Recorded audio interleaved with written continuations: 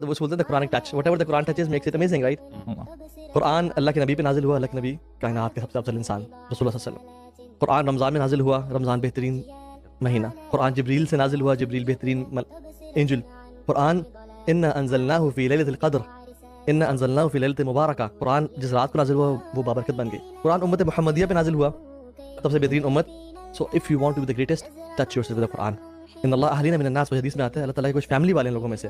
مسئلہ پتہ ہے کہ جو فیملی والے پتہ ہے کہ وہ اللہ صمد لم یلد ولم یولد، لیکن اللہ تعالیٰ نے کلوزنس دی ان لوگوں کو جو کہ قرآن اہل القرآن اہل اللہ خاصہ.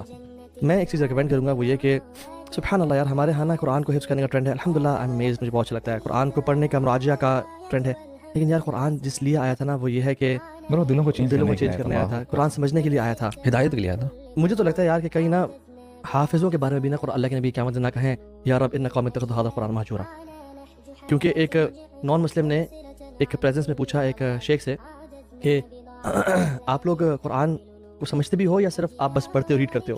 تو ایک ان شیخ کے عرب فرینڈ تھے، انہوں نے فوراً سے بول پڑے کہ نہیں، قرآن عام لوگوں کو سمجھ بھی نہیں آتا، صرف علماء ہی کو سمجھ میں آتا ہے.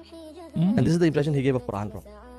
تو امام عاشور رحمہ اللہ کہتے ہیں قرآن کے نا 8 حقوق ہیں، تجوید ان میں سے امپورٹنٹ ایک بھی نہیں ہے. تجوید امپورٹنٹ ہے، نو ڈاؤٹ امپورٹنٹ ہے، قرآن کے ساتھ تلاوت، لیکن اصل جو ہے نا وہ یہ ہے کہ قرآن دلوں کو چینج کر دے، مطلب سمجھ میں آ جائے، زندگی بدل جائے، اور یعنی دنیا کو دیکھنے کا نظریہ بدل جائے. جس کو آپ نقصان سمجھ رہے ہو اس کو فائدہ سمجھ شروع کر دو. یعنی اس کو بولتے ہیں پازیٹیو فریمنگ. قرآن کرتا ہے پازیٹیو فریمنگ کرتا ہے. نزولہ علی خلاف متوقع. سورہ نور میں حضرت عائشہ پہ جو الزام لگا لا تحسبوہ شر لکم بل هو خیر لکم، پازیٹیو ریفریمنگ. جو موسیٰ پہ جو ہوا it was a change of leadership by the قرآن.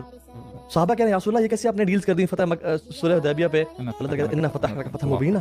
تو قرآن پازیٹیو ریفریمنگ کر رہا ہے. آسان تقرأوا شیئا خیر لکم. تو میں کہہ رہا ہوں کہ قرآن کو جب آپ پڑھیں گے نا آپ کا دنیا دیکھنے کا زاویہ بدل جائے گا. ہم نے نا ہم کوئی دنیاوی بکس لوگ پڑھتے بھی ہیں، why do we read a book? Generally ہم ایک بک پڑھتے ہیں اپنی نالج میں اضافہ کرنے کے لیے، اور ایک اور ہوتا ہے کہ we try to learn something from it and then ہمارا نا ورلڈ ویو شیپ ہوتا ہے. We start to see things from the lens of that author.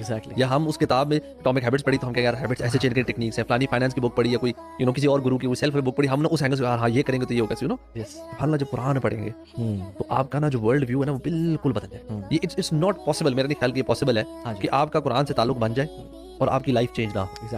اچھا چینج ہونے کا مطلب نہیں ہوتا کہ اب کوئی مصیبت نہیں آئے گی. پھر کچھ لوگ سمجھتے ہیں چینج ہوگا تو اٹ ول بی بس آل روزز اینڈ بس اور سکون اور بس ایک ہر وقت میں نا ایمان کے بس اس لیول پہ. اچھا یہ کنفیوژن بھی اس لیے آتی ہے کیونکہ انہوں نے قرآن مجید سمجھ کے نہیں پڑھا.